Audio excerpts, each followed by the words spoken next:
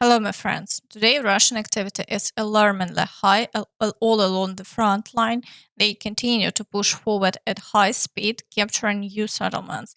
But Ukraine's partners seem hesitant to provide the most powerful support needed for a decisive victory. And Zelensky has shared what the actual state of the victory plan is. Wrote the victory plan. We gave them. They always, when we propose something to our partners, they always say, yes, but it depends on the will of one and another. No, this plan was depending only on the will of partners, not on the will of Russia.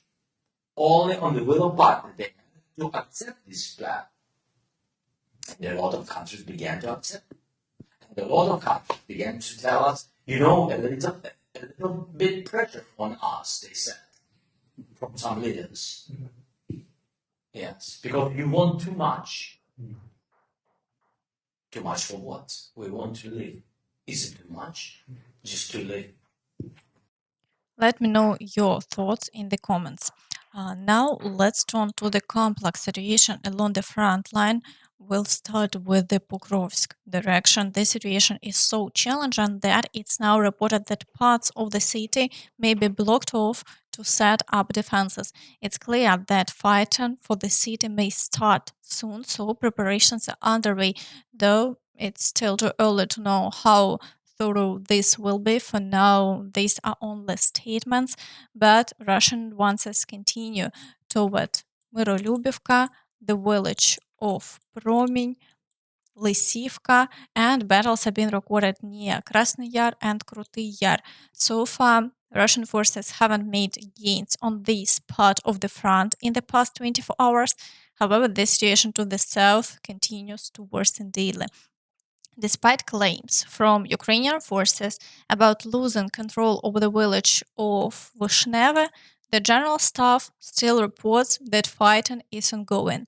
Russian forces have also occupied part of Novodmitrivka, with battles continuing for the remaining part of the village. Yesterday, they reportedly captured Kurakhove, Novoselidivka, and advanced toward Berestki and Ilyinka. Here, only 2 kilometers 400 meters remain between the current front line and a key water barrier, making a critical, almost catastrophic situation.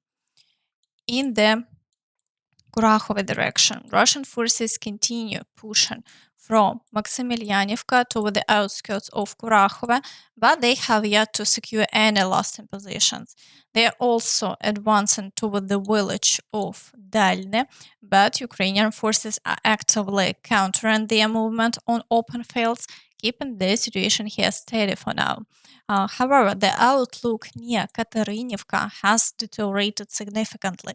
The Russians have taken full control of Katerynivka and almost all of Antonivka, with only 2 streets still under Ukrainian control, where fierce fighting continues. Additionally, Russian forces have started an assault on Ilyinka, marking continued movement in this area. In the Vuhledar direction, Russian troops are now assaulting Trudove. Not long ago, we discussed the occupation of Vuhledar, and now the Russians have managed to advance 12.5 kilometers beyond the town, a substantial rate of progress. They have also captured Novoukrainka and are pushing towards Maximivka. Intense fighting is ongoing in Shakhtarsk and Yasna Polyana. Following full control over Shakhtarsk, it's likely the Russians may attempt to encircle Velika Novosilka. It's important to note that on October 1st, the front line was near a water barrier, but as of today, they've advanced 10 kilometers closer to Yasna Polyana. With Yasna Polyana now just 22 kilometers from the Dnipropetrovsk region, this pace of advance could mean fighting may reach Dnipropetrovsk region in just a few months. In the Zaporizhia direction, The situation remains stable for now. Despite rumors of a major offensive, it has yet to materialize. It appears that Russian forces have concentrated their sources on the Vuhledar front, where they are advancing at a heightened pace.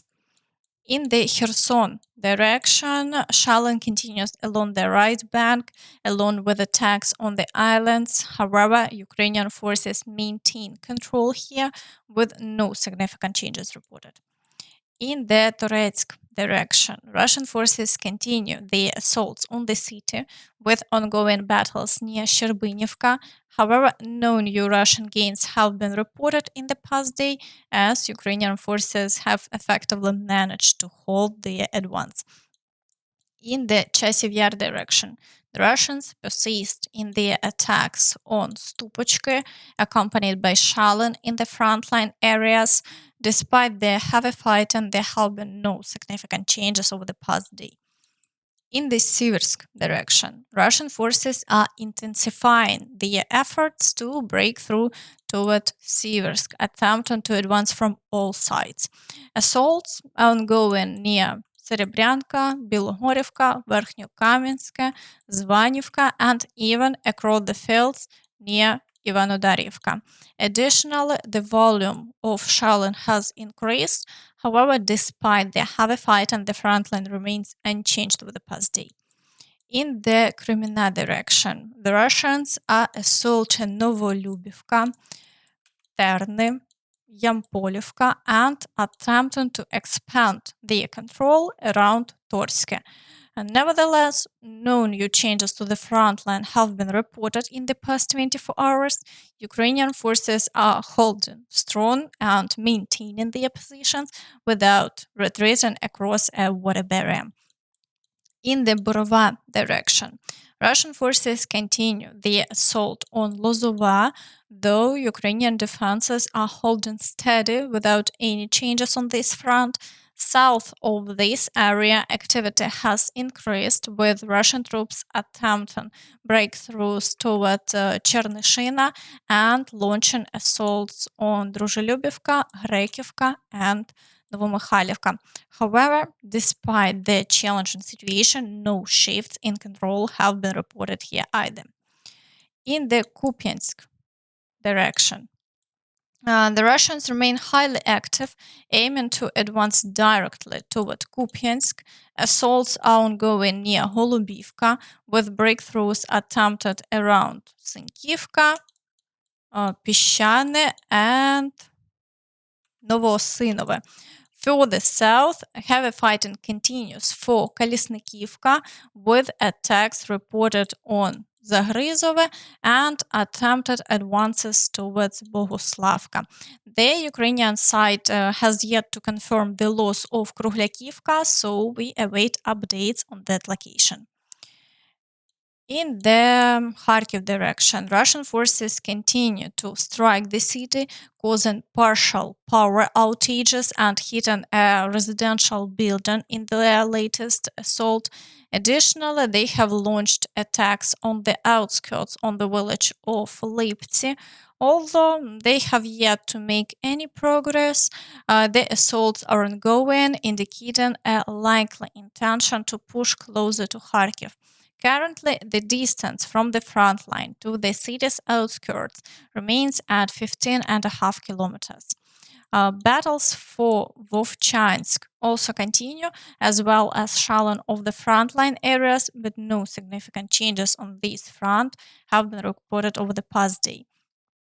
In the Kursk direction, the situation is similarly static. The operation here appears to be stalled, with the Ukrainian forces still unable to regain control of the Glushkivsky district, despite efforts to bridge crossings for a potential clearing of the area. Unfortunately, Russian forces managed to halt the Ukrainian advance and are now attempting counterattacks to reclaim this territory. For now, there have been no changes within the last day, but we will continue to monitor the developments. Today, there are reports that no secret negotiations are underway to stop strikes on energy infrastructure. This implies that with the onset of winter, more Russian strikes are likely. The Kremlin has dismissed a report suggesting that Russia and Ukraine are in early stages of negotiations to halt airstrikes on each other's energy infrastructure. Furthermore, there is a new call to allow Poland to intercept Russian missiles over Ukraine. A bipartisan group of US lawmakers is urging Biden to permit Poland to shoot down missiles over Ukraine, as reported by The Hill. With winter approaching and another wave of attacks on Ukraine's energy grid anticipated, enabling Poland to intercept missiles could be easier than later helping rebuild power stations. This highlights the US's central role in decision making. European support often follows US policy. Should Trump win the election, there is a possibility that he could scale back support, impacting European backing as well. What unfolds from here, we'll see soon. Foreign media are also suggesting that Ukraine may face pressure for territorial concessions. According to WP, the idea of Ukraine trading land for certain Western security guarantees is increasingly viewed as realistic, with the publication noting that Russia could make gains in Ukraine next year if the situation for Ukraine's armed forces remains bleak. As you can see, this aligns with Putin's goal, pushing forward with all available reserves to demonstrate Russian momentum. And that's all from me. So please don't forget to like this video, subscribe to the channel, and hit the notification bell to stay updated on all the latest news. Thank you for watching and see you next time. Bye bye.